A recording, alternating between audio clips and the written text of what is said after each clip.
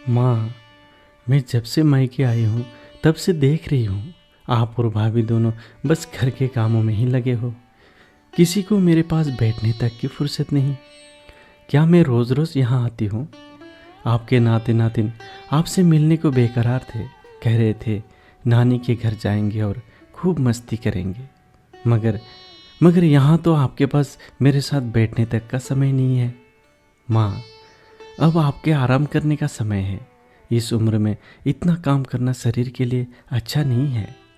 वैसे भी आपने पूरी जिंदगी काम ही तो किया है, अब तो थोड़ा आराम कीजिए। रश्मि अपनी माँ निर्मला जी से बोली।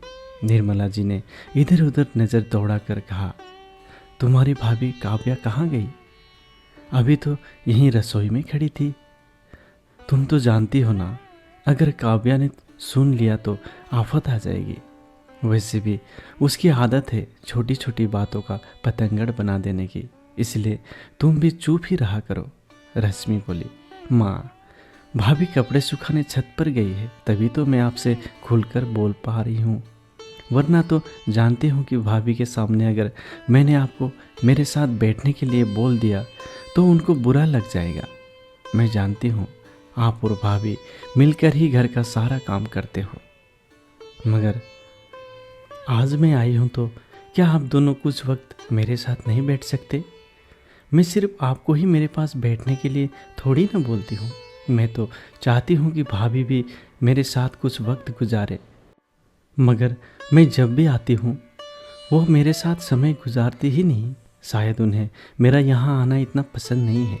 वैसे भी रात को रविश मुझे लेने आ जाएंगे और वापस न जाने कब यहाँ आऊँगी। रश्मि लगभग 5-6 महीने बाद बच्चों को लेकर मायके आई थी। दरअसल रश्मि ने जानबूझकर मायके आना कम कर दिया था। रश्मि जब भी मायके आती अपनी माँ को दिन भर घर के कामों में उलझा हुआ देखती।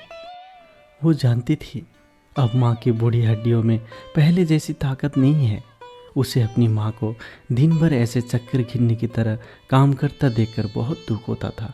जब रश्मि खुद अपनी सास को बहुत आराम देती थी, वही दूसरी ओर अपनी माँ को दिन भर घर के कामों में पिसते देखती थी। वो जानती थी काव्या भाभी अपने आप में ही मस्त रहती है, ना उन्हें घर के कामों में रुचि थी और ना ही सास और ननद के साथ बात करने में। इसलिए रश्मि ने मायके आना ही कम कर दिया था।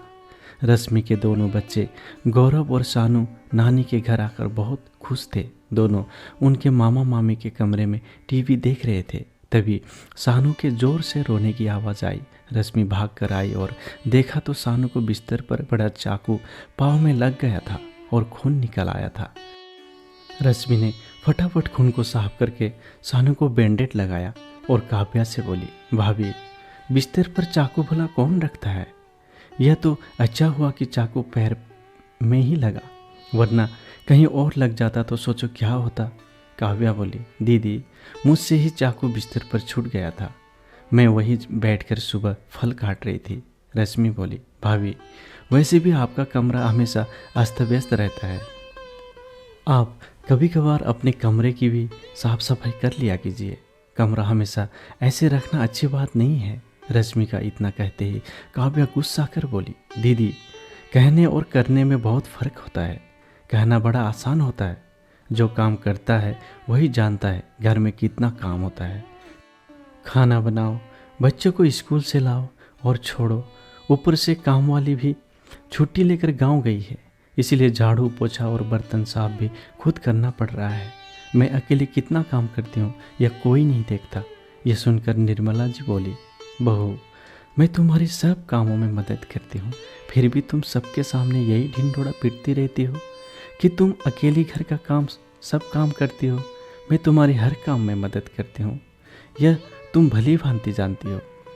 काव्या बोली, मम्मी जी, तो कौन सा बड़ा काम करती हैं आप? घर में रहना है और खाना है तो काम तो करना ही पड़ेगा ना। बिना काम किए बैठे बैठे खाना अच्छा लगता है क्या? काव्या को इस तरह अपनी माँ से बात करते देख रश्मि को बहुत बुरा लगा। रश्मि बोली, भाभी, यह कोई तरीका नहीं है माँ से बात करने का। मेरी माँ को मैंने बचपन से काम करते देखती आई हूँ और अब इस बुढ़ापे में भी काम करते ही देख रही हूँ। माँ आपके बच्चों को तैयार करने से लेकर घर का सारा काम कर लेती है, फिर भी आप माँ को ताने देने का कोई अवसर नहीं छोड़ती। मैं मेरी माँ का यूँ बार बार अपमान सहन नहीं कर सकती। आप सुबह 8 बजे से पहले कभी नहीं उठती, जबकि माँ सवेरे 6 बजे उठकर ही घर के सारे कामों में लग जाती है। सुबह सुबह पानी भर देती है, फिर सभी के लिए चाय नाश्ता तैयार कर देती है, दाल और चावल भिगो देती है, आटा गूंद लेती है। फिर बताइए आपको उठकर कौन सा इतना काम होता है। काम वाली बाई तो अभी छुट्टी पर है, वैसे तो हमेशा वो रहती ही है। आपको काम करने में आलस आता है, इसलिए आप अपना कमरा अस्त व्यस्त रखती है और सबसे कहती फिरती है कि आप दिन भर अकेले काम करती है। वह तो माँ ही है जो कभी बाहर जाकर आपकी बुराई नहीं करती, कभी किसी से नहीं कहती कि वह खुद घर में कितनी काम करती है। आप सुबह देरी से उठती है और दोपहर में खाना खाकर वापस 2-3 घंटे अपने कमरे में जाकर सो जाती है, मगर माँ कभी किसी से नहीं कहती। फिर भी आप माँ को ही ऐसे बोलती है कि खाना खाना है तो काम करना ही पड़ेगा। भाभी, आपको बता देती हूँ कि यह घर मेरी माँ का भी उतना ही है जितना कि आपका। मैंने ऐसी बहुत सी सासें देखी है जो दिन भर आराम करती है और उनकी बहुएं घर का सारा काम अकेले ही संभालती है, फिर भी कभी शिकायत नहीं करती, क्योंकि वो जानती है कि उनकी सास ने अपनी उम्र में बहुत काम किया है और अब घर की जिम्मेदारी उनकी है। मगर माँ ने तो आपकी शादी के बाद आप पर घर की पूरी जिम्मेदारी नहीं डाली, हमेशा आपको बराबरी घर के कामों में मदद की है और कभी भी आपकी तरह काम करके गिनती नहीं की। वो अलग। माँ का मानना है कि काम करने से शरीर स्वस्थ रहता है। वो भी थकती है मगर बताती नहीं। काव्या गुस्से में बोली, बस कीजिए दीदी, आप हम दोनों सास बहू के बीच में मत ही बोलिए। जितना कम बोलेंगी उतना फ़ायदे में रहेंगी। बेहतर होगा आप अपना घर देखिए और अपने मायके में अपनी दखलंदाजी करना बंद कर दीजिए। रश्मि को अपनी भाभी से ऐसे शब्दों की उम्मीद नहीं थी। वो अपनी माँ के लिए बोले गए शब्दों को सहन न कर पाने के कारण बोल पड़ी थी, लेकिन अपने लिए भी उसे वैसे ही शब्द सुनने को मिले। वह तो बस यही चाहती थी कि काव्या भाभी इस बात को स्वीकार करे कि बुढ़ापे में भी माँ कितना काम करती है। काव्या भाभी हर जगह बस अपना गुणगान ना गाया करे, और वो भी झूठा गुणगान। माँ जब इतना काम करके भी मुंह से उफ तक नहीं करती तो भाभी तो अपना आधे से ज़्यादा वक्त सोने में ही गुजार देती है। अपना कमरा तक ठीक से साफ ना होता था उनसे, इसलिए तो रश्मि आज अपनी भाभी को आईना दिखाकर बुरी बन चुकी थी। रश्मि काव्या भाभी के ऐसी रवैये की वजह से वैसे भी मायके कम ही आती थी, मगर आज इतना कुछ सुनाने के बाद रश्मि का मन ही खराब हो गया था। रश्मि उदास होकर अपने घर लौट आई थी, मगर भाभी के तीखे शब्दों को भुला ना पाई। वह बस अपनी माँ से ही फ़ोन पर बात कर लेती थी। उस घटना के बाद काव्या भाभी ने ना रश्मि को फ़ोन किया और ना ही रश्मि ने काव्या भाभी को। निर्मला जी भी उदास से रहने लगी थी। घर की बेटी और बहू में महीनों से बातचीत बंद थी, तो उन्होंने सारी बात बेटे शेखर को बताई। शेखर बोला, माँ, रश्मि को क्या ज़रूरत थी काव्या को कुछ कहने की? काव्या ने गलत क्या कहा है? रश्मि को अब अपना घर देखना चाहिए, ऐसे मायके में आकर दखलंदाजी करने की क्या ज़रूरत थी?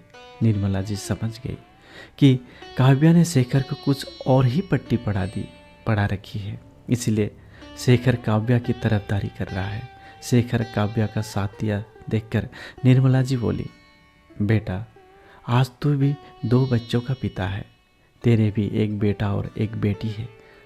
सोच, कल को अगर तुम्हारे दोनों बच्चे के बीच में कुछ गलत फहमियाँ हो जाए तो तुम उसे सुलझाने का प्रयत्न करोगे या नहीं? शेखर बोला, हाँ माँ, ज़रूर करूँगा। निर्मला जी बोली, तो बस मैं भी वही कर रही हूँ। रश्मि इस घर की बेटी है और तुम्हारी पत्नी ने उसे कड़वे शब्द कहे हैं। जैसे तुम्हारा अपनी पत्नी के लिए फ़र्ज बनता है, वैसे ही तुम्हारा अपनी बहन के लिए भी कुछ फ़र्ज बनता है। शेखर को अपने भाई होने का फ़र्ज याद आया और वह बोला, माँ, मैं काव्या को समझाने का प्रयत्न करूँगा। हो सके तो बोलूँगा कि वो रश्मि दीदी से माफ़ी मांग ले। निर्मला जी बोली, बेटा रश्मि अपनी भाभी से माफ़ी थोड़े ना मंगवाना चाहती है, वह तो बस चाहती है प्यार के 2 शब्द जिसे उसका मायका बना रहे। हर बेटी बस यही चाहती है कि मायके में उसका सम्मान बना रहे, उसकी यादें बनी रहे। बेटी अपने ससुराल में कितनी ही सुखी क्यों ना हो, मगर वह अपना मायका कभी नहीं भूलती। आज रश्मि को कितना बुरा लग रहा होगा कि कितने महीनों तक में भाई भाभी ने उसे एक फ़ोन तक नहीं किया। काव्या निर्मला जी की बात सुनकर अपने कमरे से बाहर आकर बोली, मम्मी जी आपने रश्मि दीदी को ज़्यादा ही सिर पर चढ़ा रखा है, वरना उन्हें क्या ज़रूरत थी हमारे घर के मामलों में बोलने की। उनकी शादी हो चुकी है, वो अपना घर देखे। यहाँ हम सास बहू के रिश्ते खराब करने का हक उन्हें किसने दिया? मैं फ़ोन वोन नहीं करने वाली। इतना कहकर काव्या वापस अपने कमरे में चली गई। बच्चों की गर्मी की छुट्टियां होने वाली थी। 4-5 दिन बाद काव्या अपने मायके जाने वाली थी। निर्मला जी को भी रश्मि की बहुत याद आ रही थी, मगर जानती थी अगर वह रश्मि को यहाँ बुलाएंगे तो काव्या गुस्सा हो जाएगी, इसलिए चुप रहती थी। काव्या बहुत खुश होकर मायके चली गई और यहाँ छोड़ गई माँ की तरसती आंखों को, जो अपनी बेटी को बुलाना चाहती थी मगर बहू की वजह से बुला नहीं सकती थी। रश्मि निर्मला जी से रोज़ फ़ोन पर बातें कर लेती थी ताकि माँ को अकेलापन महसूस ना हो। 5 दिन ही हुए थे कि काव्या मायके से वापस आ गई। निर्मला जी भला कैसे पूछती कि क्या हुआ है? वह काव्या के गुस्से से डरती थी। काव्या का चेहरा उतरा हुआ था और वह बुझी बुझी सी लग रही थी, जैसे उसके मायके में कुछ अनहोनी हुई हो। एक दिन निर्मला जी रश्मि को अचानक मायके आया देखकर आश्चर्यचकित हो गई और बोली, रश्मि तुम यहाँ अचानक कैसे? रश्मि बोली, भाभी का फ़ोन आया था माँ, आपको पता नहीं है क्या? काव्या ने खुशी से रश्मि को स्वागत किया और बोली, दीदी मुझे माफ़ कर दीजिए। इस बार जब मैं मेरे मायके गई हुई थी और मैं मेरी माँ को भी इसी तरह दिन भर काम करते देखा तो मुझसे रहा ना गया, और मैं अपनी भाभी से जब यह बात कही, मेरी भाभी ने इसका गलत मतलब निकालकर मुझसे गुस्से में बात की। तब जाकर मुझे समझ आया कि एक अच्छी ननद कभी भी अपनी माँ और भाभी के भले के बारे में ही सोचकर उन्हें कुछ कहती है जिससे भाभी गलत मान लेती है। मेरे साथ भी यही हुआ। तब मुझे आपकी बहुत याद आई और मैंने यह फैसला किया कि मैं आकर तुरंत आपसे माफ़ी मांगूंगी। रश्मि बोली, भाभी मैं आपसे माफ़ी नहीं मंगवाना चाहती थी, बस आपको यह बात समझ में आई, मेरे लिए यही काफ़ी है।